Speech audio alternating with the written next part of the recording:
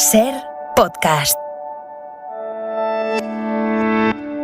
Hora 25 en SER Podcast. ¿Qué ha pasado hoy en el Congreso?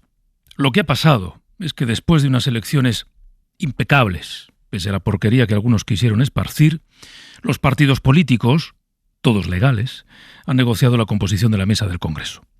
Lo que ha pasado es que con algunos de esos partidos, el PSOE ha cerrado acuerdos que en su formulación no desbordan los márgenes, ni la Constitución, ni la ley, ni el reglamento de la Cámara. Lo que ha pasado en el Congreso hoy es que se ha elegido con mayoría absoluta a una presidenta absolutamente legítima. Lo que ha pasado y pasará es que un Congreso abierto al uso de las lenguas cooficiales se parecerá mucho más al país que representa. Lo que también ha pasado es que al ganador de las elecciones se le ha quedado definitivamente cara de perdedor, o quizá de nuevo de candidato. Lo que ha pasado es que Feijóo es menos líder hoy de su partido que ayer, y que el PP no podía haber gestionado peor la primera votación de la legislatura. En fin, lo que ha pasado es que hoy, tampoco hoy, se ha roto España. Ya veremos mañana.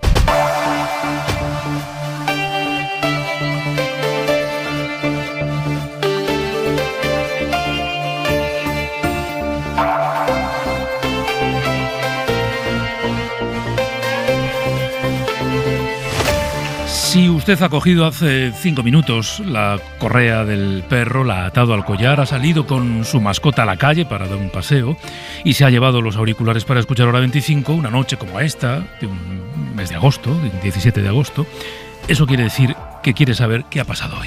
Señorías, el resultado de la votación ha sido el siguiente. Votos emitidos 350. 178 a favor de doña Francina Armengol Sofia. Esa es la cifra que explica muchas cosas de las que han pasado hoy. En esos 178 votos, el PSOE ha conseguido sumar a todo lo que no es la derecha canónica o exaltada, 178 votos para hacer a Francina Armengol presidenta. Se trata de sumar, de practicar el diálogo, de hablar, falar y seguir de parlar. Y de hacerlo para avanzar, porque España siempre avanza cuando se reconoce en su pluralidad y diversidad. Porque la riqueza de este país reside en su carácter plural.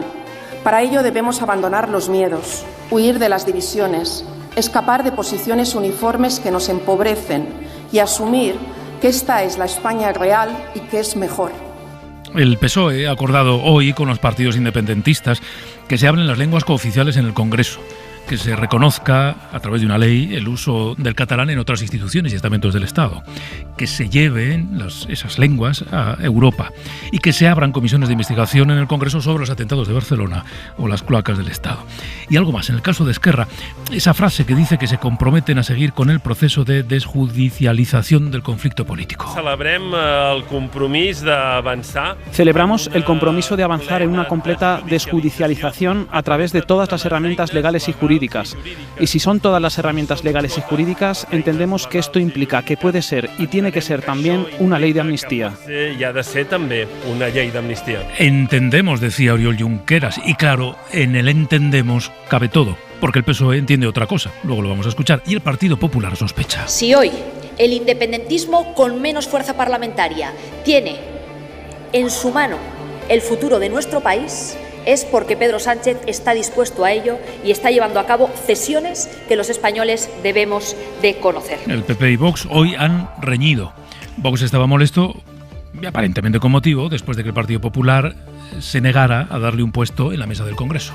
Tenemos que decir que estamos algo perplejos, porque no parece que impedir que la tercera fuerza política de España quede fuera de la mesa del Congreso de los Diputados sea precisamente recuperar la normalidad democrática y la neutralidad de las instituciones. Y sobre esto hay un lío interesante. El Partido Popular sostiene que no había ningún acuerdo con Vox para que efectivamente tuviera un puesto en la mesa del Congreso.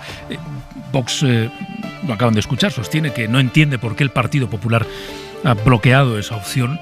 Núñez Feijóo se ha reunido esta tarde con algunos miembros de la dirección en la sede de la calle Génova. Las crónicas que van llegando desde allí dicen que hay enfado, cabreo, descoloque, estupor.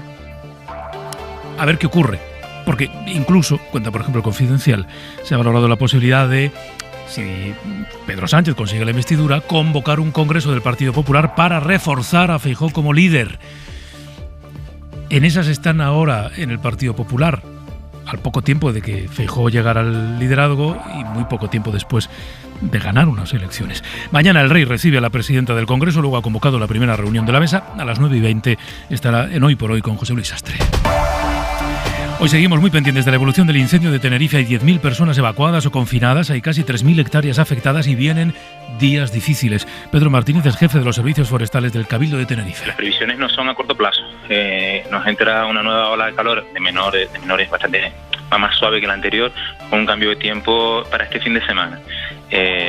Van a haber un ligero incremento de las temperaturas, entonces las condiciones van a ser peores. Tenemos mucho perímetro, el perímetro se acerca a 40 kilómetros, de los cuales un 80% puede estar activo, un 70% puede estar activo, y la orografía donde se está desarrollando es muy complicada. La mayor parte de las zonas no son accesibles a los medios terrestres. Entonces, estimamos que muchas de las zonas permanezcan activas varios días. Y esta noche nos vamos a detener en la terrible historia de los inmigrantes que pasaron más de 30 días a la deriva en un cayuco que había salido de Senegal, que fue localizado por un pesquero español frente a Cabo Verde y en el que murieron, según algunas organizaciones, más de 90 personas. Además, este jueves tiene como imagen la de la princesa Leonor entrando a la Academia Militar de Zaragoza para pasar allí su formación militar. Es emocionante y vamos con nuestro ánimo para que los primeros días que serán duros, con paciencia y con esfuerzo. Es lo que decía el rey Felipe. Y en Madrid la policía investiga como un caso de violencia machista el hallazgo de 2 cadáveres, un hombre y una mujer, en un piso. Y nos queda el tiempo. Saludamos a Jordi Carbó. Jordi, muy buenas noches. Buenas noches. Bueno, poco a poco, hoy es jueves, vamos a ir acercándonos, sobre todo a partir del fin de semana, a esa ola de calor que ya nos vienes anunciando esta semana. Lo único bueno de esta nueva situación es que le podemos poner fecha de caducidad. A finales de la semana que viene vendrán o llegará aire mucho más fresco a todo el país, pero antes lo vamos a pasar mal. Lo estamos viendo, ¿no? Como en algunos puntos, en Canarias, por ejemplo, la facilidad con que se extienden los incendios forestales. Este es el peor panorama para el fin de semana, es decir, poca lluvia las últimas semanas, temperaturas que van a subir, no tanto como la última ola de calor, pero serán habituales ya a partir del domingo y hasta el miércoles, jueves, dependiendo del punto del país, máximas alrededor de los 40 grados. Esta situación va a resecar todavía mucho más el ambiente, de manera que muchísima atención también al riesgo de incendio forestal. Mucho sol mañana, también los próximos días, salvo en el norte, en Galicia, el Cantábrico, también en Castilla y León. Durante la jornada irán ganando protagonismo las nubes, incluso a partir de media tarde la lluvia ganará protagonismo en Galicia. Gracias, Jordi, hasta luego. Adiós. Como el Congreso, hoy la tertulia de análisis de la 25 es muy plural. En Euskadi está Garbiñe Biurrum. Hola Garbiñe, muy buenas noches. Muy buenas noches, Gabón. En Galicia, Mario Saavedra. Hola Galicia, buenas noches. Hola Galicia, digo, hola Mario. Buenas noches. Hola Galicia también, toda Galicia. Toda Galicia. En Málaga, Juanma Romero. Hola Juanma, muy buenas noches. ¿Qué tal? Muy buenas noches, Pedro. Y en un ratico sumaremos una cuarta voz, que es la de Enric Juliana. Está terminando de escribir su análisis de lo que se ha vivido hoy para La Vanguardia. Luego se sumará con nosotros. Bueno, como seremos 4, os pediré más concreción luego en vuestras intervenciones. Vamos a analizar todo lo que ha ocurrido hoy, que ha sido mucho. Vamos con el resumen de este día cebolla, lo podemos llamar. Está lleno de capas. Cada una de las capas tiene una lectura interesante, porque hoy ha pasado algo más, que la elección de la mesa del Congreso. En realidad han pasado muchas cosas más. Vamos a ponerlas en orden poco a poco. Por un lado, tenemos al PSOE, a Pedro Sánchez, que hoy ha conseguido, en parte al menos, enmoquetar un poco su camino hacia la investidura, al menos el primer tramo del camino. A Sánchez la jugada le ha terminado por salir redonda, y no solo por los apoyos que ha conseguido negociar, sino también por algo de lo que hablaremos después, será la segunda parte, por la división de la derecha. Sara Selva, buenas noches. ¿Qué tal, Pedro? Buenas noches. Se esperaba hoy una mañana frenética con una votación ajustadísima en la que todo dependía de un voto, pero ya la primera hora de la sesión ha dibujado una realidad parlamentaria muy diferente. Un bloque de la derecha dividido frente a los 178 votos que ha conseguido aglutinar la izquierda. Feijóo entró en esta Cámara asegurándonos que tenía 171 votos fijos y sale de ella con 139. Ha sido incapaz de llegar a ningún acuerdo con absolutamente nadie. Lo que demuestra el día de hoy, según el PSOE, es que Feijóo no puede presentarse a una investidura, que no tiene a día de hoy los apoyos necesarios ni la manera de conseguirlos. Solo hay un presidente posible para este país, para España, que es Pedro Sánchez. Y que por lo tanto el camino debe ser seguir negociando para investir a Pedro Sánchez. Y por eso vamos a trabajar para llegar a una investidura que alumbre un gobierno progresista y una legislatura de avances y no de retrocesos. Hoy se ha visibilizado que hay un bloque posible, dicen en el PSOE, y que la derecha no suma. Ha quedado clara, insisten los socialistas, la soledad del PP. La votación de hoy allana el camino hacia la investidura y aleja, aseguran en el PSOE, el fantasma de la repetición electoral. Pero ahora arranca otra fase, ahora toca negociar la investidura. De momento, lo que dicen tanto en el PSOE como en Sumar es que tiempo al tiempo, sin prisas. Lo que queda hoy claro es que la mesa tiene una mayoría progresista y con eso puede controlar los tiempos, empezando por la sesión de investidura, la fecha la fija la mesa, y siguiendo por el ritmo parlamentario y legislativo del futuro gobierno. Segunda capa, el independentismo. Es cierto que lo que se negociaba ahora tenía márgenes más limitados, mucho más limitados que lo que se negociará para la investidura. Pero incluso aún así, el independentismo, sobre todo Junts per Catalunya, ha optado por ser pragmática. ¿Cómo será la cosa que el líder del partido, del líder fugado de Carles Puigdemont, no ha llevado a su acuerdo con el PSOE ninguna referencia a la amnistía o similares? Por muy vaga que fuera o pudiera ser esa referencia, algo que sí ha hecho Esquerra Republicana. Barcelona, Soledad Domínguez. Junts per Catalunya defiende que el hecho de que el Gobierno haya iniciado hoy los trámites para que el catalán, gallego y euskera sean oficiales en Europa, junto con el compromiso de que se van a investigar tanto el espionaje a los independentistas como los atentados de Barcelona y Ripoll, ya justifican su voto favorable a Francina Armengol, una posición que en todo caso, subrayan, no anticipa nada de la investidura. Si algú ha de fer un pas, ja el farà. Si alguien tiene que hacer algún paso, ya lo hará, pero a día de hoy, explicaba Míriam Nogueras, no hay ningún contacto ni ninguna negociación sobre esa posible investidura. Puigdemont se defendía por adelantado de las críticas que ya le están llegando de los sectores más radicales del independentismo, mientras los republicanos les daban la bienvenida, decían, a la política de los traidores y butiflés, dos insultos que los de Junts han utilizado con frecuencia contra los de Junqueras. El líder de Esquerra, por su parte, celebraba que con el acuerdo de hoy hacen avanzar al PSOE en el camino de la resolución del conflicto con Cataluña, un camino que debe incluir, dice, una ley de amnistía. En el bloque de los 178 votos que ya ha recibido Armengol está, por supuesto, Sumar. Decía hoy Yolanda Díaz que toca ponerse a hablar ahora con todo el mundo para conseguir la investidura. Ellos, decía, pueden hacerlo, el PP no. Le acabo de decir que ahora mismo se abre nada más nada menos que la fortuna de reeditar un gobierno de coalición progresista en España. Y para concitar las mayorías necesarias en democracia, hay que hablar con todo el mundo y vamos a negociar con todo el mundo, igual que lo ha intentado el Partido Popular. El Partido Popular ha intentado los votos de todo el mundo, pero es verdad que el Partido Popular está completamente solo. Siempre es oportuno escuchar al PNV porque suele aportar un poco de paz discursiva, que no viene mal. Escuchen a Aitor Esteban. Nosotros apostamos siempre por una estabilidad institucional, por dar pues una salida y una vida a las instituciones cada vez que éstas se renuevan. Y por lo tanto yo en ese sentido quiero lanzar también un mensaje de calma a la ciudadanía sobre lo que pueda ocurrir en las próximas semanas.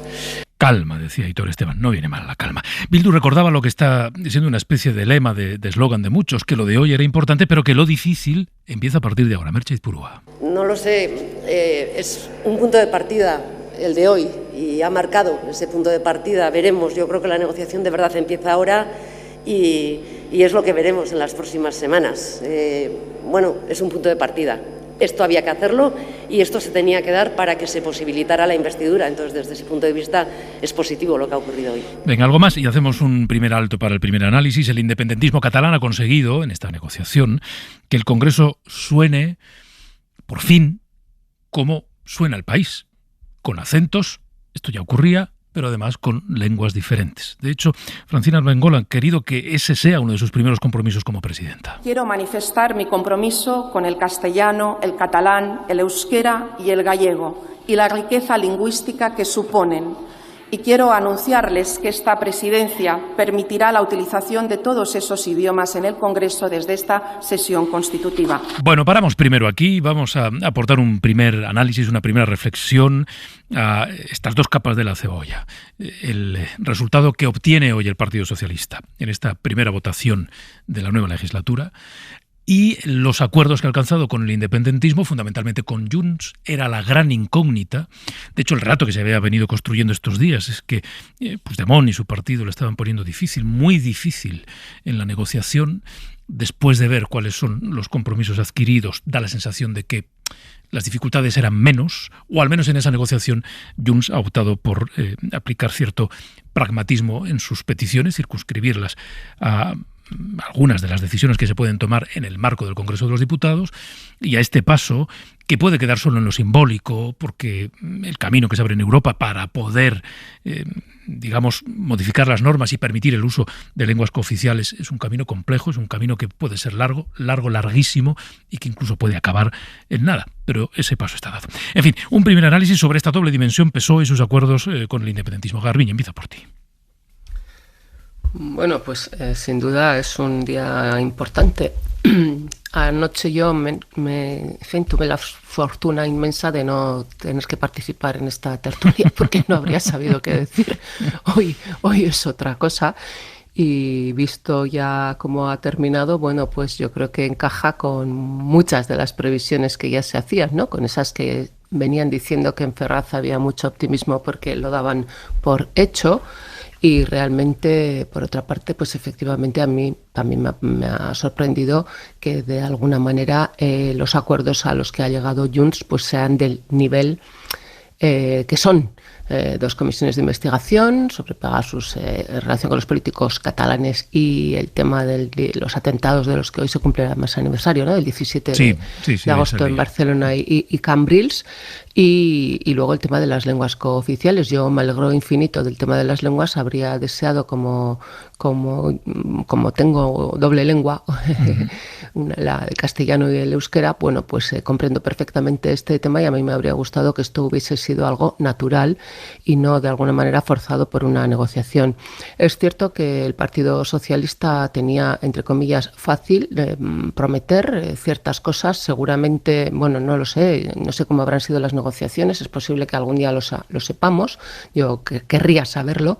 No sé si el Partido Popular lo ha intentado siquiera con Junts, por ejemplo, no tengo ni idea, pero ciertamente empieza ya a haber dudas de si el Partido Socialista se ha extralimitado, por ejemplo, en el hecho de haber llevado o metido en el registro general de la Unión Europea.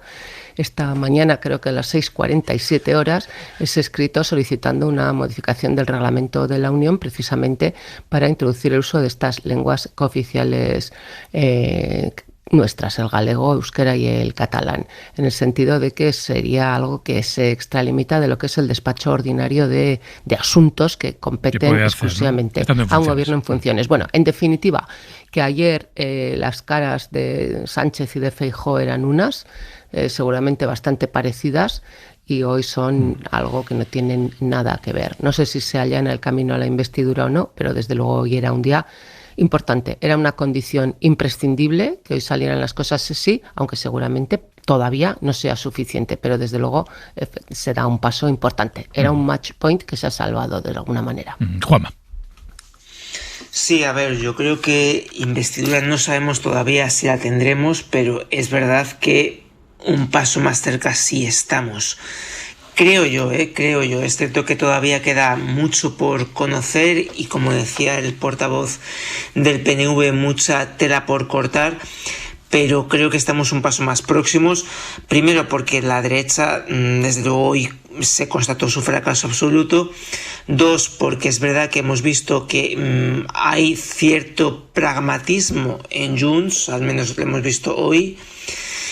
Y en tercer lugar, porque también hemos visto que hay disposición por parte del PSOE, teóricamente, a abordar cuestiones que antes estaban más vedadas. No solamente el tema de las lenguas, con una cuestión en la que han votado insistentemente que no en los últimos años, sino también incluso con la cuestión de la amnistía, que es muchísimo más peliaguda y que se comprometen a estudiar según la versión de Esquerra, que desde luego no ha respaldado oficialmente el gobierno, ¿no? Pero creo que sí que hay un paso adelante muy importante y que efectivamente en algo se aleja la repetición electoral. Es verdad que todo esto puede dar muchísimas vueltas en las próximas semanas. De hecho, todavía no sabemos quién va a ser llamado en primer lugar a la investidura, puesto que Feijóo no renuncia al encargo del rey, pero bueno, creo que se ha avanzado en un tema muy importante, porque como bien decía Garbiñe, sin el match point de hoy no se podía avanzar en nada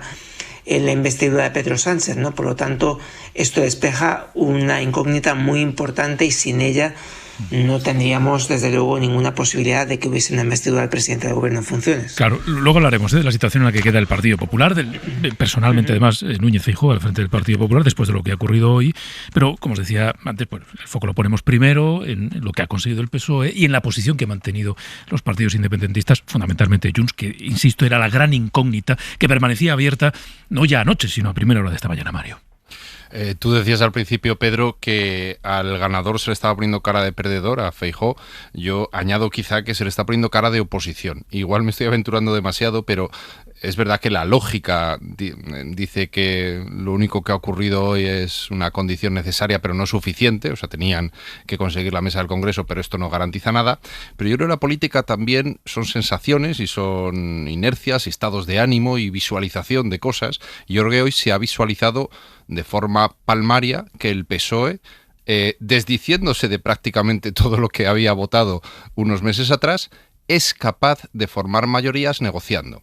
Esto, por cierto, imagino que también lo ha visto el rey. El rey habrá visto cómo el PSOE, negociando, ha conseguido 178 diputados, y el PP le ha visto justo todo lo contrario, le ha visto que ha perdido diputados por el camino. Yo creo que esto es relevante. Entonces, la sensación que tengo yo, y que creo que tiene mucha gente en este momento, es la de que esto plasma, visualiza la capacidad negociadora de Pedro Sánchez, y acerca, no diría un paso, sino 100 pasos, la posible investidura. Sobre todo, porque lo que ha hecho Junts es romper un tabú que se había impuesto, y es el de no hacer nada que pueda facilitar la política en España. Y ese tabú lo ha roto. Lo decía mi compañero Ferran Boiza hoy en un artículo en el Periódico de España. Junts lo que ha hecho es volver a la política. Puede que lo haya hecho solo para hoy, es cierto, pero no tiene mucho sentido. Parece que ha vuelto a la política porque se ha dado cuenta de que la otra opción, la opción del realismo mágico, pues solo le permitía perder escaños. Claro, todos teníamos la duda de qué estará pidiendo Junts. Esto es así. Esto es así. Es decir, hasta dónde en esta negociación para la mesa del Congreso Puigdemont y los suyos se echarán o no al monte. ¿O a qué monte? ¿Cuál será la altura de ese monte? Y cuando esta mañana, ya se ha mencionado en estas tertulias, se ha visto el contenido de ese acuerdo, pues solo cabe decir que, insisto, al menos en la formulación, ya veremos luego en lo que deriva, está perfectamente dentro de los márgenes. Enric Juliana, que creo que ya está por ahí. Enric, muy buenas noches. Hola, muy buenas noches. Bueno, pues mira, has llegado justo a tiempo para esta primera ronda en la que estábamos analizando lo conseguido por el PSOE y la posición que ha mantenido fundamentalmente Junts. Tu análisis iba en la línea precisamente hoy, en esa línea, ¿no? El primer análisis que hacías después de lo ocurrido esta mañana. Sí, yo creo que lo importante, de las diversas cosas que han ocurrido hoy, lo más importante para mí es que hoy se produce un cambio de dinámica en la política española. Casi lo podríamos, creo, resumir con la siguiente expresión, que creo que se entenderá bien. Es decir, Junts hoy ha cruzado la frontera. Ahora, hace un momento se decía, ha regresado a la política. Yo diría que es algo más que regresar a la política. Ellos han cruzado una frontera mental, una mirada, una manera de concebir su situación en la política que se rompió hace 6 años. Cruzaron la frontera hacia afuera. Y en el caso de Carles Puigdemont, la cruzó físicamente. Hoy Puigdemont sigue estando fuera. Cabe la posibilidad de que regrese. Creo que cabe esa posibilidad, según cómo evolucionan los acontecimientos. Pero su partido hoy ha cruzado la frontera del regreso efectivamente a la política española, a la dinámica de la política española. Esto es muy importante. Y si me permitís, añado otro dato relacionado con esto, que puede parecer un poco como muy, no sé, histórico, pero me parece que tiene su sentido. Es decir, la historia contemporánea en España está marcada por muchos periodos en los cuales siempre ha habido alguien acampado extramuros, en el exilio, en situaciones de clandestinidad, en el ostracismo, por voluntad propia o como consecuencia de las luchas políticas. Partidos ilegalizados como consecuencia del terrorismo, gente que estaba fuera, que entraba, que no entraba. El último episodio de extrañamiento es el de Junts, en buena medida por decisión propia, por haber infringido la Constitución.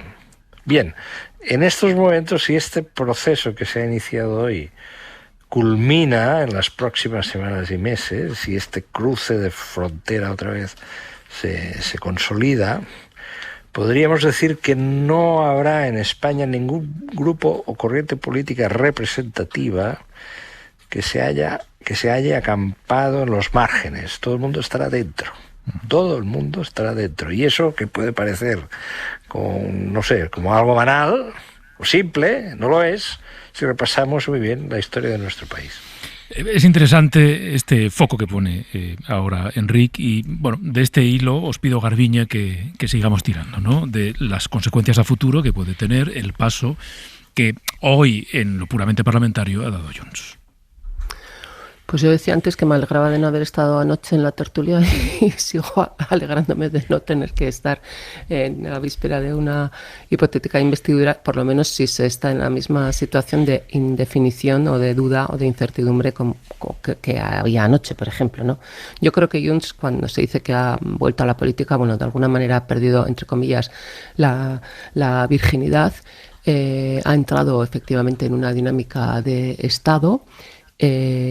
Lo que yo no sé es si esto va a durar. Yo no sé cuál va a ser la posición de Junts, no tengo ni idea en relación con una investidura de Sánchez. Esos hechos comprobables que Junts pedía se materializaran y que al parecer ha dado por buena esa materialización en esa petición del Gobierno de España a la UE de modificación del reglamento para el tema de las lenguas cooficiales. Yo no sé cómo eso se podría materializar en relación con dos peticiones que expresamente ha hecho Junts. Yo creo que ya sabemos lo que Junts pide, amnistía y referéndum, ¿no? Autodeterminación.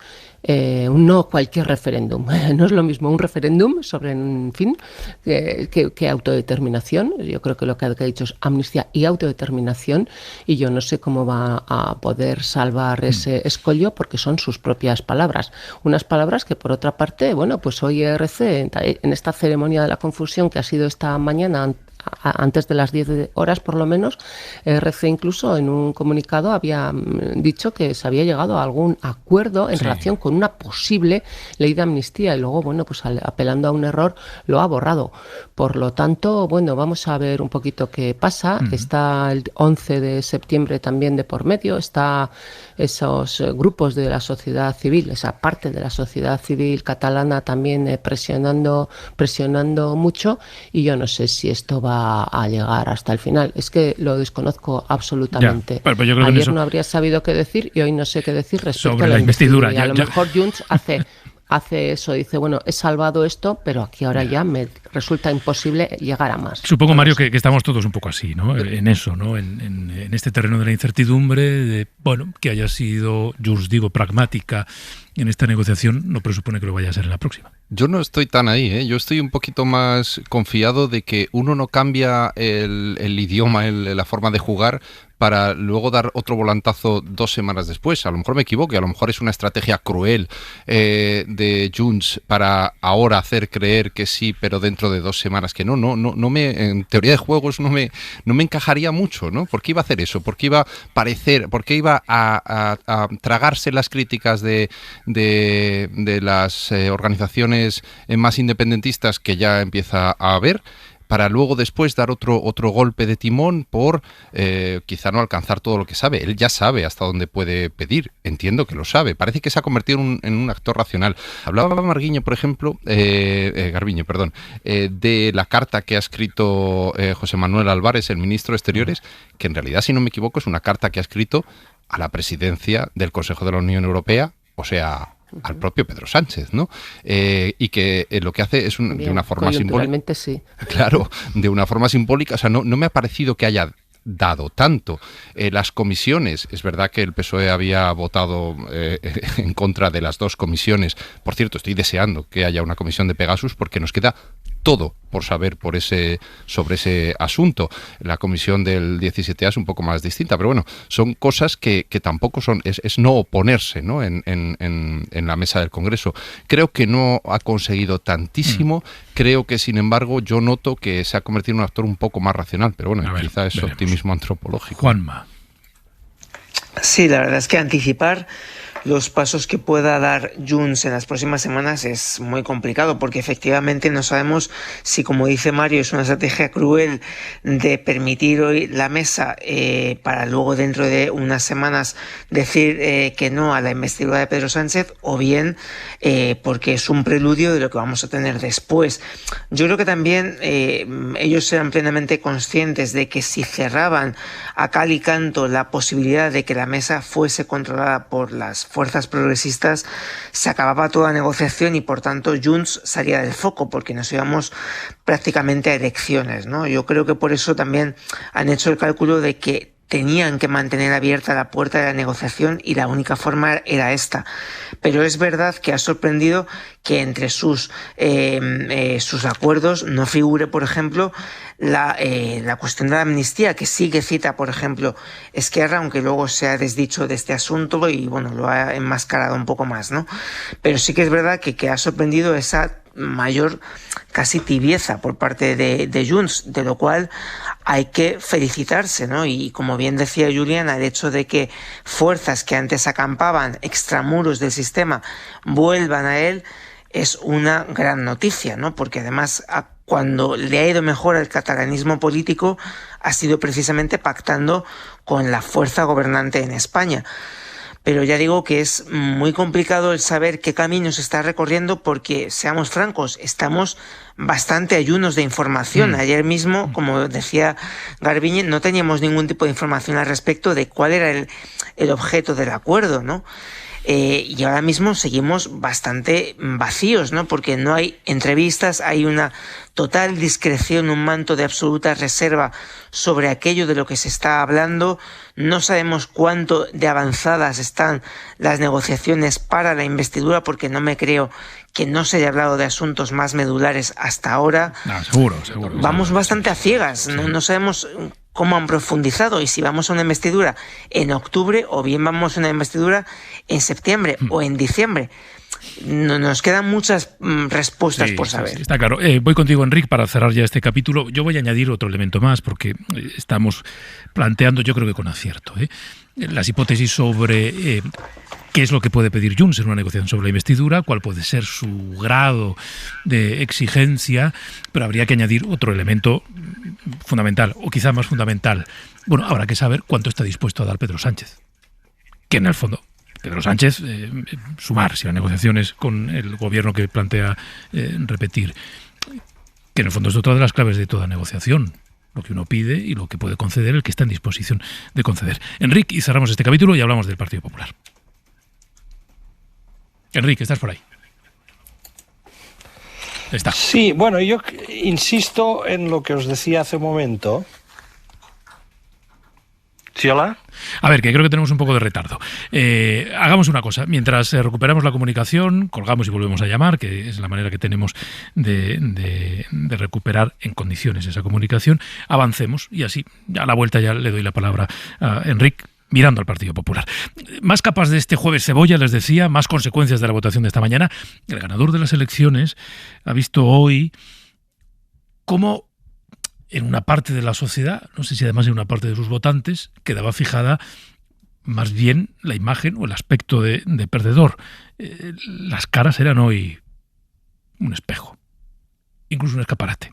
Su candidata, Cuca Gamarra, ni siquiera ha contado con los votos de Vox, porque la derecha ha terminado discutiendo antes de que comenzara el pleno. Hay las caras esta mañana en la bancada del PP. David Junquera. De 172 a 139. Feijóo se las prometía felices en su última intervención pública. Porque tenemos comprometidos 171, 172 votos a favor. Tan comprometidos no estaban. Unión del Pueblo Navarro y Coalición Canaria cumplieron, pero Vox se bajó del barco. Ignacio Gil Lázaro. Francina Armengol. Concepción Gamarra. Tras acabar las votaciones, Cuca Gamarra empezaba su comparecencia agradeciendo su apoyo a navarros y canarios. Queremos agradecer a los partidos políticos que han apoyado y han dado su confianza al Partido Popular. Y utilizaba el resto del tiempo para zurrar a Pedro Sánchez. Exigimos luz y taquígrafos para que los españoles conozcan cuáles son las cesiones que ha llevado a cabo Pedro Sánchez. Aunque de Vox ni palabra, salvo cuando en la ronda de preguntas se ha cuestionado a la número 2 del PP por si la ruptura era total y hacía que Feijóo perdiera el apoyo de los de Abascal en una hipotética investidura. No, para nosotros son dos cuestiones absolutamente distintas y además nos remitimos al propio comunicado que hizo público esa formación política. Se refiere Gamarra al comunicado en el que Vox anunciaba su apoyo gratis a Feijóo. Explican en Génova que decidieron por la mañana que, visto que no iban a ganar la batalla por la presidencia, era mejor no prestar votos a Abascal para garantizarle un puesto en la mesa. Lo justifican diciendo que de haberlo hecho la derecha se habría quedado solo con 3 asientos y que votándose a sí mismo, el PP al final amarró 4. Pero claro, Vox se ha cabreado y ese 172 del que se presumía ayer es ahora un 139. Bueno, ¿y qué creen que estarán pensando en Vox últimamente? Todo le sale mal o regular a ese partido. ¿Cómo se explicarán que el PP, el partido que les ha abierto la puerta de 4 comunidades, de decenas de ayuntamientos, el partido con el que gobierna codo a codo, con el que ha quedado unido en sus gobiernos de coalición, el partido al que le prometiste tus 33 diputados, tus 33 votos a cambio de nada, se niegue a dejarte entrar, a darte un puesto en la mesa del Congreso? Oigan, tal vez el PP ha caído ahora en que el peor negocio que podía hacer lo hizo al unirse con Vox. O quizá no. Bueno, el caso es que Santiago Abascal decía hoy que van a tener que, pues volver a hablar con el Partido Popular, porque las circunstancias, desde que prometió aquellos 33 diputados a cambio de nada, pues han cambiado. Soy Jaime Nadie, buenas noches. Buenas noches. Vox se ha salido de la foto del bloque que exhibía ayer Feijóo. La ultraderecha escenificaba su ruptura en plena votación para elegir a la presidenta del Congreso. Pasamos entonces al cómputo. Francina Armengol. Salían las papeletas de Armengol. Concepción Gamarra. Las de Gamarra. Francina Armengol. Todo previsible hasta que saltaba la sorpresa. El nombre de la discordia.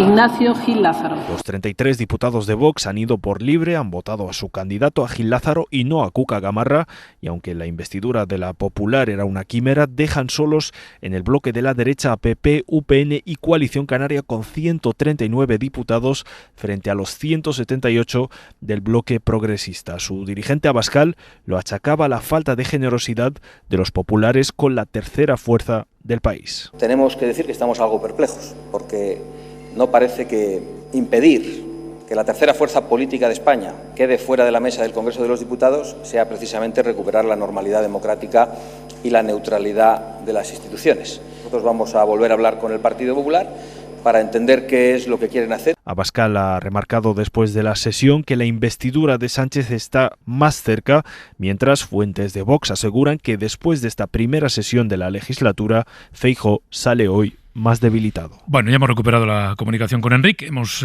avanzado en una pantalla más en la crónica de esta noche, así que Enrique, ahora empiezo contigo, pero cambiamos el foco y te pregunto, os preguntaré después a todos los demás, ¿en qué posición creéis que después de lo que ha ocurrido hoy queda Núñez Feijóo? Bueno, hoy se ha producido esta mañana algo que yo todavía no me acabo de hacer la composición exacta de qué lógica lo ha provocado, ¿no? Es decir, la narración existente es la siguiente, que es inmediatamente después de saber que el PSOE y Junts habían cerrado el acuerdo, o que implicaba también a Esquerra Republicana, es decir, que la elección de Francina Armengol estaba garantizada, pues el Partido Popular habría comunicado vía telefónica a Vox que no le cedía el puesto que estaba previsto que le cediese en la mesa del Congreso. Según esa versión, Vox ha tomado nota, no ha indicado nada más, de tal forma que en el momento que ahora se señalaba con los audios que en el hemiciclo se ha empezado a oír el nombre de Gil Lázaro, ha cundido la sorpresa. Y la verdad es que las imágenes Alberto Núñez Feijóo en aquel momento y de los diputados que le flanqueaban en el banco del Partido Popular, pues corroboran esta impresión de sorpresa, ¿no? Para mí, la pregunta es si puede haber sorpresa. O sea, si tú por la mañana llamas a Vox y dices, mira, de lo que habíamos hablado, olvídate, porque no vas a tener representación en la mesa del Congreso. No sé si puede haber muchas sorpresas si al cabo de unos minutos Vox decide votarse a sí mismo, ¿no? Y dar por roto pues ese acuerdo verbal que podía haber existido entre los dos partidos y que todo el mundo daba por hecho, ¿no? Para mí lo que hay es una declaración de hostilidades clara del Partido Popular respecto a Vox, que se viene observando ya en las últimas semanas, sobre todo a partir de los razonamientos que han venido después del resultado electoral, es decir, del análisis del resultado electoral, las conclusiones del mismo, la conclusión a la que han llegado pues dirigentes del Partido Popular y personas de su entorno, influyentes, en el sentido siguiente, es decir, que Vox hoy es un problema para la configuración de una mayoría electoral del Partido Popular en España. Yo no sé si este es un análisis correcto o no, pero este es un análisis que hoy existe, ¿no? Y que en consecuencia hay que aminorar a Vox, ¿no? Y hay que marcar distancias con Vox. No todo el mundo en el PP piensa lo mismo. Diría o juraría que Isabel Díaz Ayuso no comparte esa opinión. Pues bien, hay hostilidades. Hoy ha habido una declaración de hostilidades. Veo muy difícil compaginar una estrategia basada en una mayor hostilidad hacia Vox con la reconciliación con Vox para poder acreditar ante el rey que se tienen los números necesarios para la investidura. Eso me parece hoy un poco difícil. Pero quisiera situar un último elemento sobre esta cuestión. Atención a Murcia. En Murcia no se ponen de acuerdo. En Murcia cabe la posibilidad de que se vaya a una repetición de las elecciones. Y una repetición de las elecciones se convertiría en estos momentos y en la coyuntura en la que estamos en una prueba de fuerza en un doble sentido. Una prueba de fuerza del liderazgo de Feijóo en el PP y una prueba sobre la relación de fuerzas en una región en la que Vox ha tenido unas cotas de votación bastante importantes. Sí. Atención a Murcia. Mario, situación del PP, situación de Feijóo. Sí, hoy iba a decir que hoy Enrique, Juliana, Santiago Abascal y yo compartimos algo, y es la perplejidad de lo que ha ocurrido, ¿no? Yo solo tengo preguntas y quizá una tentativa de respuesta, pero bueno, las preguntas serían que ¿por qué ha roto con Vox por un miserable puesto de la mesa? Eso no parece razonable, creo.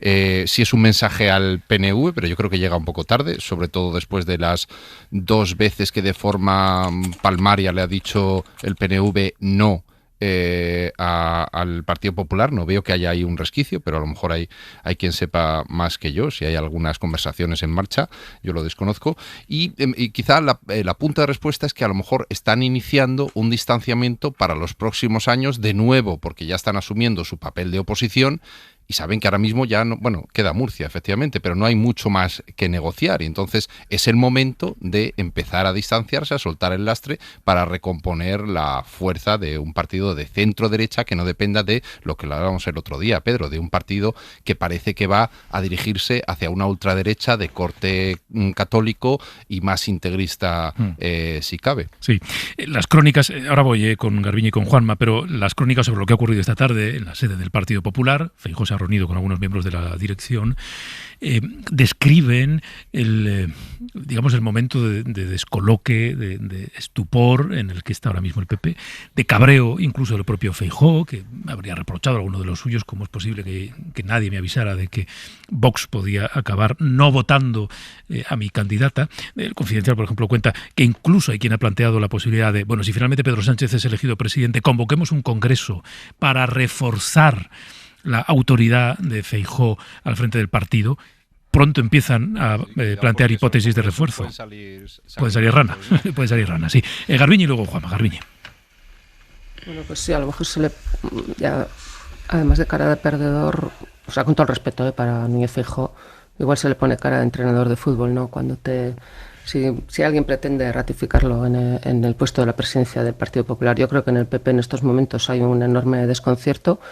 Solo han pasado, es que digo solo porque a mí me parece que ha pasado una eternidad, pero solo han pasado 25 días desde las elecciones del 23 de julio, menos de un mes, y es muy difícil durante este tiempo, bueno, y en la parte previa, ¿no? O sea, ir a unas elecciones generales con esos pactos en las comunidades autónomas, pues fue tremendo. Yo creo que todo el mundo desde fuera veía que eso podía ser muy negativo para el Partido Popular en este país, conociendo cómo piensa la mayor parte de la ciudadanía. Y es difícil hacerlo peor, o por lo menos es muy difícil que te salga tan mal como está saliendo. Y también es difícil pensar que a nadie se le hubiese podido ocurrir que si tú efectivamente le das plantón a Vox esta mañana, Vox no vaya a reaccionar como lo ha hecho. Yo creo que es perfectamente normal, y cualquier otro partido habría tenido la misma reacción que Vox. A mí se me antoja. Yo creo que Feijóo lleva jugando ya desde hace un par de semanas a un intento de repetición electoral y a esa hipótesis de repetición electoral previo paso por una hipotética investidura suya, fracasada, pero intento de investidura en el que pues haría un discurso, en fin, ya de apertura de una campaña electoral. Creo que todavía está en esa posición. Creo que no sé si por qué se ha separado de Vox. Efectivamente, esta mañana un puesto en la mesa probablemente no valga perder 33 diputados de apoyo con vistas a esa ronda con el rey, pero en todo caso sí que puede ser el primer paso de una operación de distanciamiento de Vox, haya o no repetición electoral. Y este a lo mejor es el punto de partida. Si hubiese que buscar alguno, este puede ser, y desde luego también el de Murcia. En todo caso, está en manos de Vox. Cuando Vox tenga que decir al rey o a la presidenta del Congreso, me da lo mismo a quien sea, si va a apoyar o no una posible investidura de Feijóo, igual que Sánchez, está en manos de Junts, y todo acaba en el mismo sitio en el que ha empezado. Juanma. Hombre, a mí lo del distanciamiento presunto de Vox es que no me acaba de encajar, porque no se compadece con la realidad que estamos viendo las últimas semanas. Porque, vamos a ver, es que la semana pasada se invistió a un nuevo presidente autonómico, Jorge Azcón, en Aragón, con los votos de Vox para un gobierno de coalición. Y hasta donde yo sé, no han roto ningún gobierno, ni autonómico ni municipal, en ninguna parte de España. Por lo tanto, ese presunto distanciamiento me parece, no sé, un gesto bastante absurdo, si eso es lo que pretendía el líder del PP, porque lo más curioso de todo esto, y es por lo que nos causa perplejidad, es que nadie entendemos nada de qué es lo que ha ocurrido, qué es lo que ha llevado a Feijóo a decirle a Vox no queremos que entres en la mesa, porque efectivamente es un puesto demasiado barato como para no concedérselo. A mí la sensación que me da es la de que no hay efectivamente nadie al volante y de que son bandazos tras bandazos. Es que no sigo el hilo de cuál es la política que tiene o que quiere tener el Partido Popular con Vox en las últimas semanas, porque hoy le quiere mucho y mañana reniega de él. Entonces yo creo que eso causa mucho desconcierto en el resto del hemiciclo y también incluso de cara a sus votantes. Es que no sé qué es lo que pretende, pero lo cierto es que esa supuesta pretensión de distanciarse de él choca con el muro de la realidad, porque, insisto, es que no ha renegado de sus votos cuando le ha hecho falta. Además se junta el lío que ha tenido en las últimas semanas con el asunto de los sobresueldos, que ha acabado de manera también desconcertante y bastante humillante la forma en la que ha concluido este capítulo, ¿no? Por lo tanto, yo no sé dónde va a parar el PP en las próximas semanas, pero me da la sensación de que es que todavía no ha asumido qué es lo que le ocurrió el pasado 23 de julio, porque siguen dando vueltas a la ficción de una investidura que, señor Feijóo, lo siento mucho, no se va a producir. O sea, no tiene ningún tipo de sentido el que le estemos dando vueltas y más vueltas, por ejemplo, con el presunto cortejo también al PNV. Si es que el PNV ha votado hoy mismo ha votado el PNV a favor de la mayoría de una mayoría progresista en la Cámara, no solamente en la presidencia del Congreso, sino en el resto de puestos, incluso quedándose fuera de la mesa. Claro. Por lo tanto, no tiene ningún tipo de opción el PP. Y de modo que no sé a qué está jugando, pero desde luego creo que sus cartas no son buenas desde el 23 de julio. Claro, fíjate que iba a añadir algo, ¿no? El Partido Popular puede seguir intentando mantener viva esa ficción de que tiene alguna opción de convencer al PNV. Lo que debemos hacer los demás es no dejarnos enredar en esa falacia. Efectivamente, sí. Es decir, ese camino no se puede explorar porque no existe. El Partido Nacionalista Vasco lo ha dejado claro y, en fin, entiendo, Garbiñe, que si lo dices porque va a cumplir con lo que dice. Pues sin duda. De todas maneras, en esta ceremonia de la confusión que irá siendo estos días para la sesión constitutiva de hoy del Congreso, a mí me sigue llamando mucho la atención también ese silencio tan férreo del Partido Nacionalista Vasco.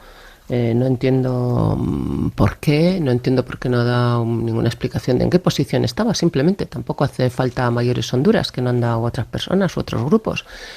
Simplemente si va a apoyar una mesa, una presidencia u otra, si había o no una operación distinta, alternativa, que no lo sé si hasta el último momento ha podido haber otra operación distinta en el que el Partido Nacionalista Vasco, no digo ya hubiese presidido el Congreso, que eso ya era más complicado, en esa idea de coalición canaria, que tampoco sé si era una idea peregrina que se ocurrió en ese partido o si respondía a algo más, si era un globo sonda que podía haber llegado a algo.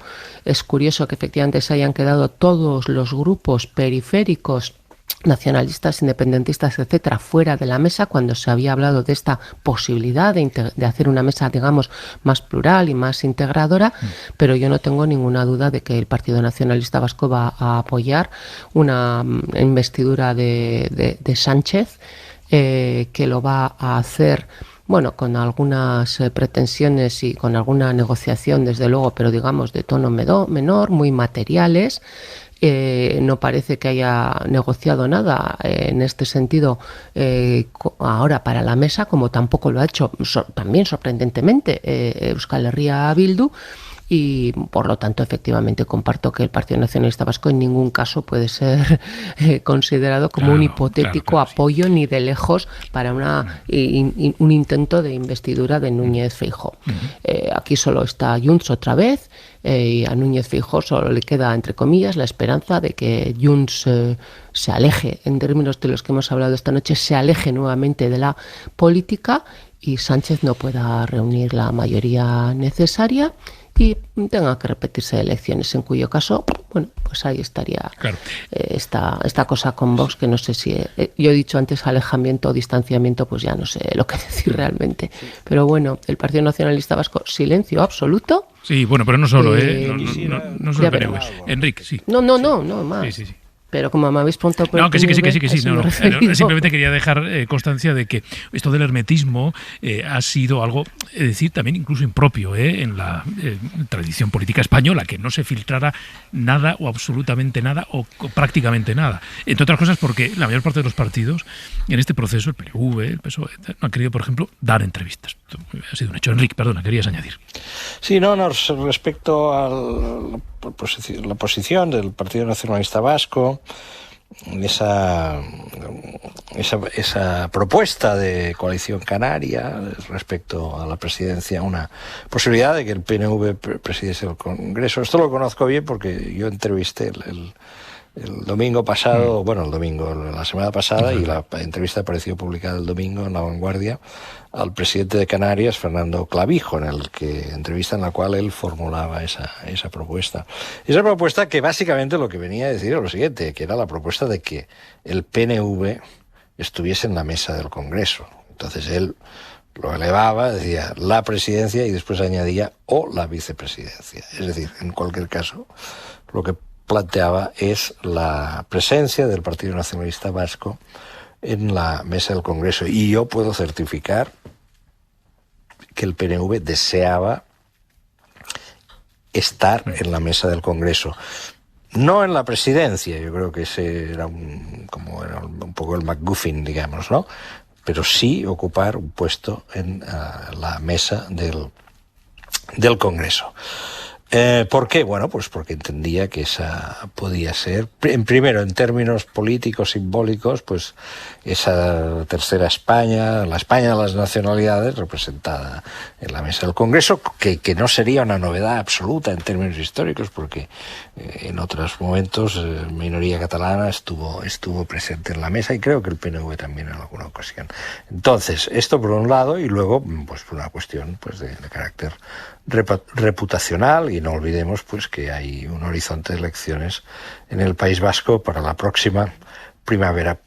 ¿Qué esta operación, si se le puede llamar así, qué planteaba? Planteaba una hipótesis, que es, en el supuesto de que no se llegase a un acuerdo con Junts se podía refugiar en la abstención, y el voto favorable no solo de PNV, sino de Coalición Canaria, permitía ganar la votación. Lo que pasa es que hoy estaríamos hablando de una votación de 172 escaños, de 172 votos, en lugar de los 178.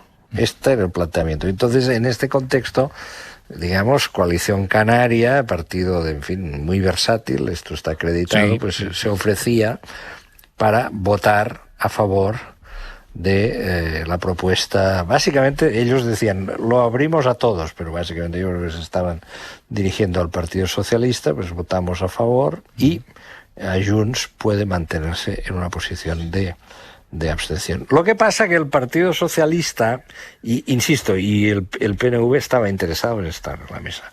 Lo que ocurre es que el Partido Socialista estaba más interesado en cerrar el acuerdo con Junts, y sobre todo estaba interesado en otra cosa, que es en no perder el control de la mesa, porque ceder un puesto al PNV significaba, y se supone que no habría hecho como lo que ha hecho el PP con Vox, es decir, que quitarle el puesto a Sumar, pues se supone que eso que habría significado. Eso habría significado que en la composición de la mesa el PNV se habría convertido en el fiel de la balanza.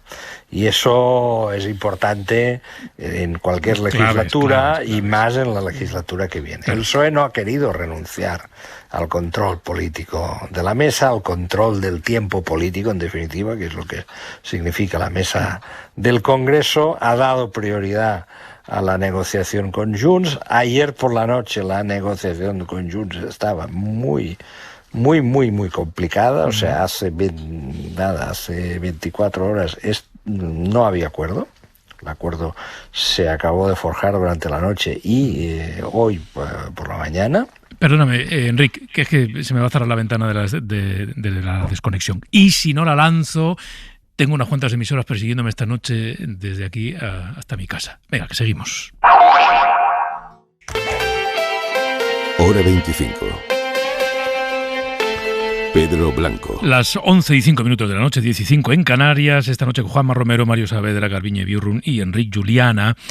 Me van a permitir que aparquemos ya lo ocurrido yo en el Congreso y la proyección sobre lo que va a ocurrir a partir de ahora en la negociación de la investidura, que dejemos de hablar de la política para hablar de otra realidad que no queremos aparcar. Imaginen la agonía. Más de 100 personas en un cayuco a la deriva durante más de 30 días, durante más de un mes, sin alimentos suficientes, sin agua suficiente, sin saber a dónde les está llevando el mar.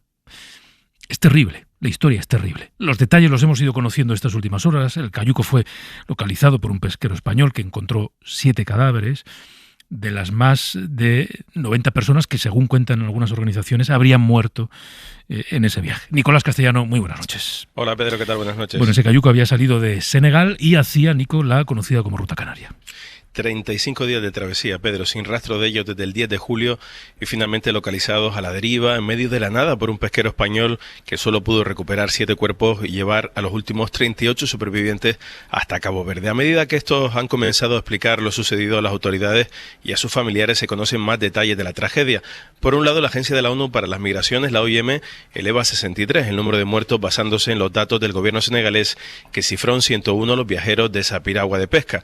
Sin embargo, los familiares familiares informaron al colectivo Caminando Fronteras de que eran 130 los jóvenes que partieron de una playa de Fos-Boyer, en la región de Thiès. En todo caso, Pedro, se trata ya de una de las peores tragedias en más de 29 años de pateras hacia la ruta canaria. Elena Maleno, del colectivo Caminando Fronteras. No podemos escucharla, Nico. Bueno, Elena explicaba a Pedro que efectivamente desde el 20 de julio tenía contacto a través de los familiares, de que no tenían rastro de la embarcación, describía que habían salido de esa localidad, de la región de Thiès en Senegal, y que básicamente si se hubiera activado un método de búsqueda adecuado podrían haber salvado la vida de estos jóvenes. La Organización Internacional para las Migraciones reclama la gran necesidad de abrir vías seguras y legales para la migración para que nadie tenga que enfrentarse a viajes tan peligrosos. Hay que señalar, Pedro, que en los últimos 2 meses se ha reactivado esa ruta de los cayucos desde Senegal hacia Canarias. Quiero que saludemos a Timbo Sam. Él es actor, es activista por los derechos humanos. Él hizo esa ruta y llegó a España en cayuco. Timbo Sam, muy buenas noches. Hola, muy buenas noches, Pedro. ¿Qué tal? ¿Cómo estás? Gracias, Timbo, por atendernos esta noche, que además andas de rodajes y aprovechamos que ahora tienes un momento de descanso para hablar contigo. Creo que conoces bien el punto desde el que salió este cayuco del que estamos hablando, porque creo que tú trabajaste en esa zona como pescador. Sí, empecé mis primeros trabajos como pescador en esta zona y de hecho mucha de la gente que murió eran amigos míos y iba a sus casas, eran hermanos, y por eso también es un poco duro. O sea, muchas veces me toca sufrirlo, pero esta vez me toca muy cerca, entonces es mucho más duro y sobre todo tienes que tragar tu orgullo, hacer tu trabajo. Y luego cuando vuelves a casa realmente es cuando se te derrumba todo. Claro. Timbo, no sé si entre los supervivientes hay alguno de esos amigos o conocidos tuyos de los que hablas, o si sus familiares te han podido contar qué es lo que pasó en estos 30 y pico días. Los supervivientes todavía no podemos comunicar directamente con ellos. Tengo 2 amigos de infancia que han podido vivir. Uno de ellos está muy grave, sigue en el hospital.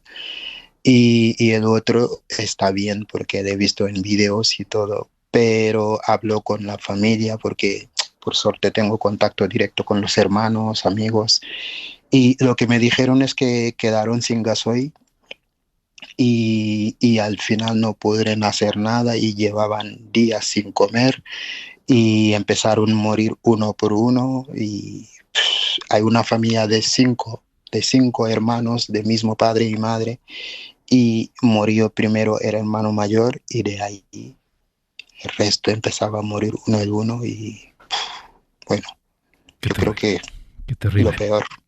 Sí, sin duda. Nico Castellano decía que uno de los factores fundamentales en historias terribles como esta es que si existieran mecanismos de rescate adecuados se podrían evitar tragedias como esta que está relatando. Timbo. Sí, ¿me hablas a mí? Sí, te preguntaba a ti, por esa falta de mecanismos, de resortes para poder auxiliar a un cayuco como este en el que viajan más de 100 personas y que permanece tanto tiempo a la deriva. Mira, yo creo que el gobierno de España, digamos, lo que es el marino, han hecho lo que tenían que hacer, aunque siempre se puede hacer más. Y en este caso también sabemos que el marino de Marruecos también ha podido buscar y no encuentra nada. Pero a mí lo que me duele de verdad es que desde el primer momento, porque tenía comunicación con Elena todo el rato, y desde el primer momento yo tenía muy claro de que podían buscarlo en el mar de Senegal o de Mauritania. Y he hecho más, no sé cuántos videos diciendo que por favor que vayan a buscarlos porque pueden encontrarlos si lo buscan. Y no hicieron nada. Y ya lo digo, es que no se trata de que pueden ir a buscarlo o no, sino la inmigración ha existido a lo largo de la historia de la humanidad y va a seguir existiendo. Simplemente el privilegio que tienen las personas blancas que pueden ir a Senegal tranquilamente, que no les pasa nada, y que nosotros también podemos hacer lo mismo, venir cuando queremos. Eso. Y estoy seguro, Pedro, de que si España, ¿vale?, decide dejar las personas venir libremente, la mayoría de nosotros no quedaríamos aquí, porque ya sabemos que si volvemos a nuestro país podemos volver cuando queramos y por lo tanto volveríamos, no quedaríamos aquí. Claro. Entonces lo que necesitamos es vía segura y saber que realmente nos encanta España, pero no es para vivir para siempre, porque tenemos países. Sí, claro, y tierra y raíces y familia y amigos de la infancia, ¿no? Como los amigos tuyos que se subieron a ese cayuco. No sé, Timbo, si la gente, tus amigos, tus conocidos que se quedaron allí, te llegaban a pedir tu opinión o a consultar si debían o no subirse a un cayuco y hacer el viaje. Sí, mira, yo he rodado un documental, Nicolás lo sabe, que se llama Los Cayucos de Cayar, y justo cuenta esto. O sea, hay un momento en el documental, ya lo veremos cuando sale, donde yo estoy con los chavales diciéndoles que no vayas a España, pero es que yo no soy un buen ejemplo. Tú lo acabas de decir, yo vengo de rodaje, o sea, me está yendo muy bien. ¿Y quién soy yo para decirles que no vengan?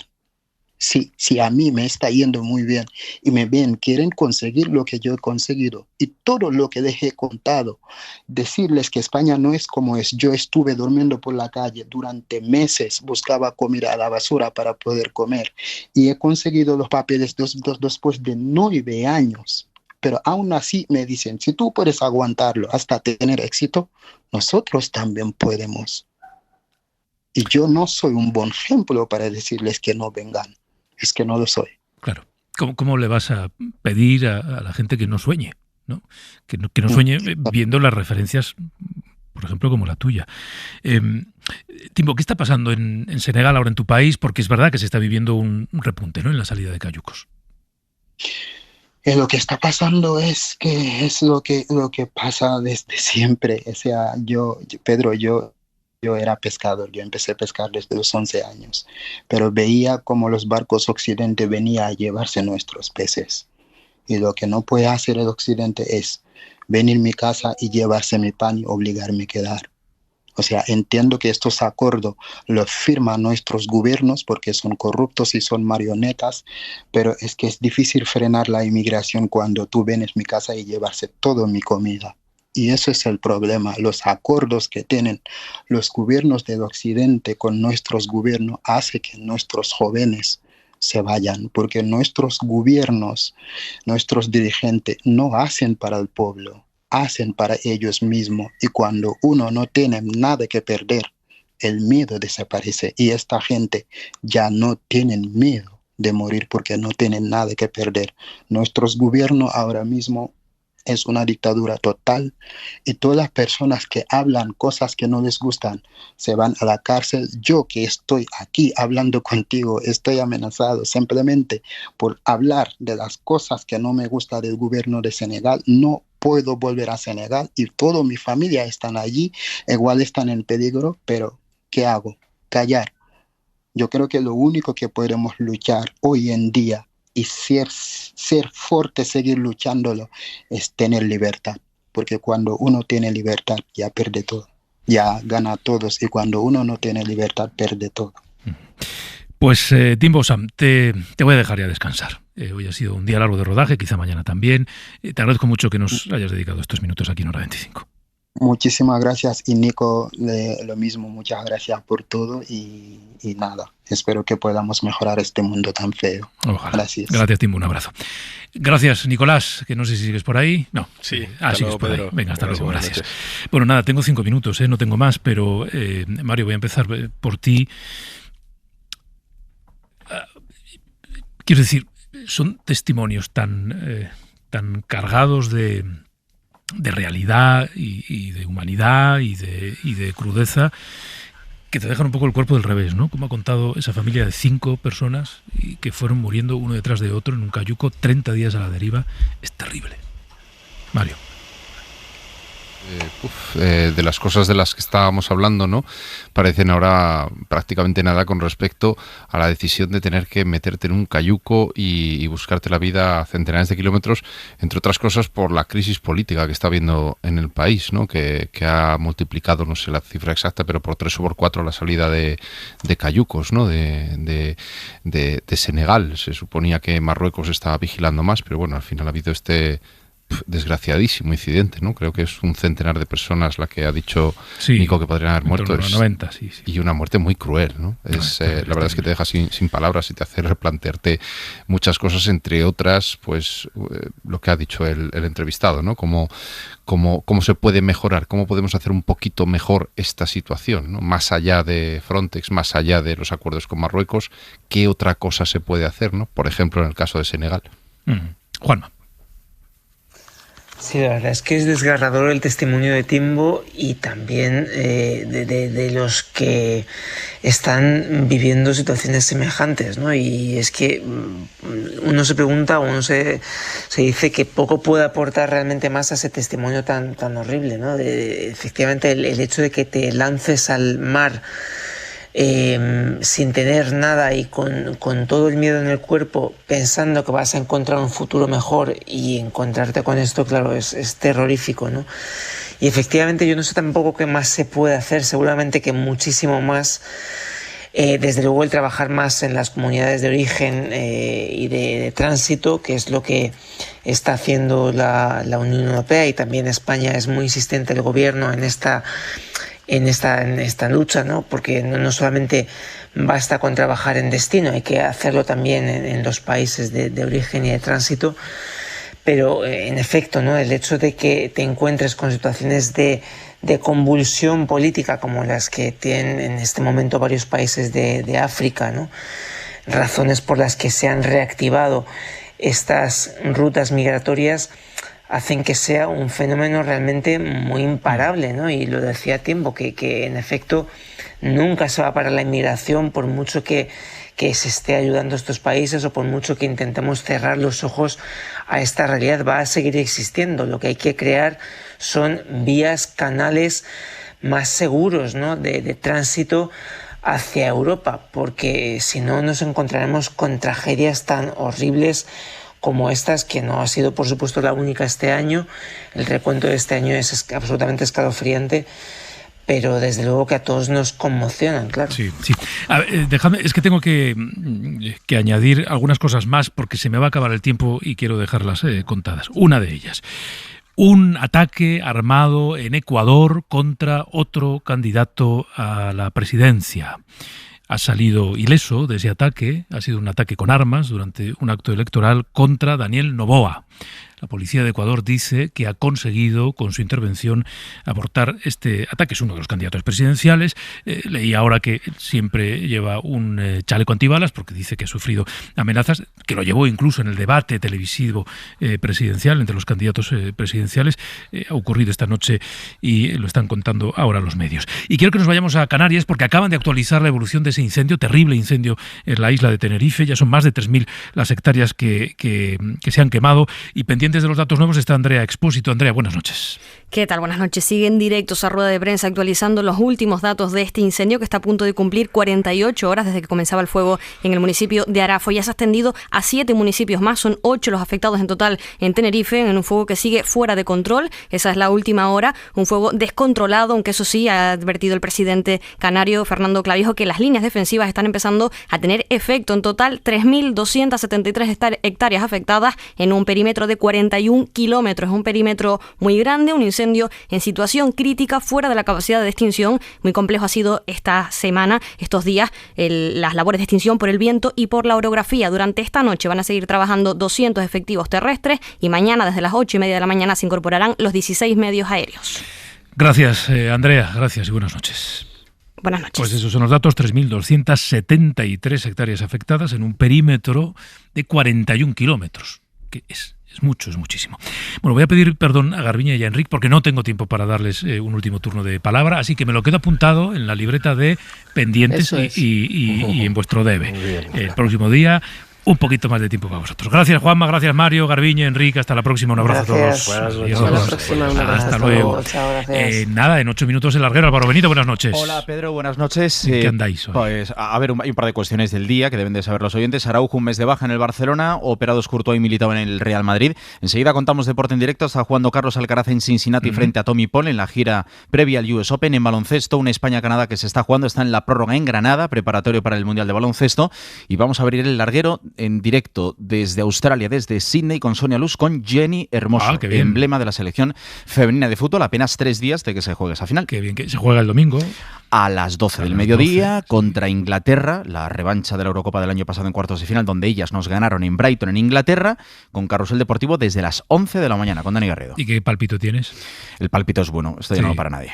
La segunda estrella, la masculina fue en 2010 en Sudáfrica, la femenina 2023 Australia y Nueva Zelanda, ambas en el hemisferio sur. Es que tiene que pasar. Tiene que pasar, efectivamente. Gracias, Álvaro, hasta luego. Adiós. Venga, vamos a ponerle la línea 25 al programa de esta noche. La línea 25. Idafe Martín. España jugará este domingo la final del Mundial Femenino de Fútbol. Ustedes escucharán que es un éxito de país, cuando en realidad el país le dio la espalda al fútbol femenino hasta antes de ayer. Es un éxito de esas chicas, que están demostrando que están al más alto nivel mundial de su deporte y que además de jugar muy bien, compiten incluso mejor. El machistorreo patrio se mofa o se indigna, pero las mujeres de ese equipo le están pasando por encima. A muchos columnistas les pilló el tren del tiempo y a algunos directores se les está atragantando tener a ciertos columnistas en sus páginas. Agarra uno la ABC y antes se pone guantes, porque entre la grasa y la caspa acaba todo perdido. Salvador Sostres escupió hace unos días que el fútbol de chicas es otra pancarta de la propaganda hembrista que ocupa páginas y portadas que no guardan proporción con su interés ni audiencia, y que el fútbol normal es el masculino, así que el femenino le parece anormal. Sostres, que se parece más a la pelota que a los futbolistas masculinos, es de alguna forma el machista oficial de la fachosfera. Sostres va tan pasado de frenada que ni su director, Julián Quirós, es capaz de defenderlo. Este miércoles, Quirós publicó una columna que ya había publicado en julio de 2021. En ella intenta justificar la publicación de barbaridades machistas contra los homosexuales, o como hizo la semana pasada, cargadas de insultos al Papa Francisco, con el argumento de que aunque Sostres escriba en ABC, el ABC no es Sostres. Dice Quirós que Sostres no tiene que cumplir las reglas de la profesión periodística y que el periódico discrepa de su columnista, pero que defiende el liberalismo. Ustedes pueden creer esa explicación, pero esta columna cree que Quirós lo defiende porque Sostres tiene lectores, porque en este país escribir cacaculo pedopis tiene prestigio intelectual en ciertos ambientes. Se ve como disruptivo el insulto machistoide, facilón y casposo. Limpiemos esta columna de la mugre de Sostres y del falso liberalismo de Quirós. En The Telegraph, Tom Garry explica al fútbol masculino lo que mejoraría copiando al femenino. Dentro del campo, más deportividad, menos fingimientos, menos tácticas defensivas. En las gradas, un ambiente menos tóxico, sin insultos racistas o sexistas, adecuado para familias y niños, y donde se celebran los colores, pero también los valores del deporte. Mucha suerte, chicas. Good luck, girls.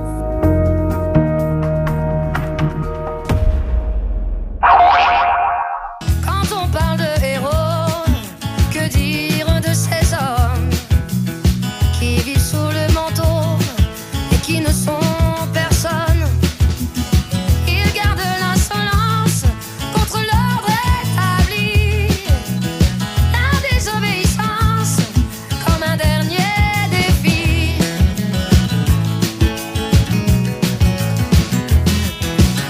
Quand on parle de héros. Venga, una canción y 3 preguntas para acabar. ¿Cuánto se resistirá Sánchez a las exigencias de Puigdemont? ¿Cuánto resistirá Feijóo al frente del PP? ¿Y cuánto resistirá la convivencia entre el PP y Vox? Señoras y señores, hasta mañana. Ne pas être tu.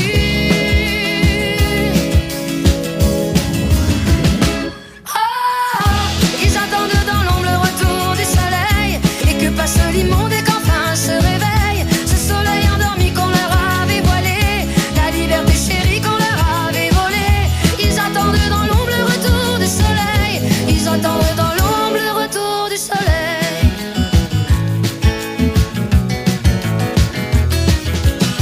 Debout devant les chars, à braver les soldats, ils sont de cet espoir que l'on ne couche pas. Hora 25.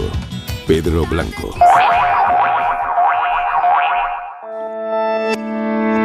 Cadena SER. La radio.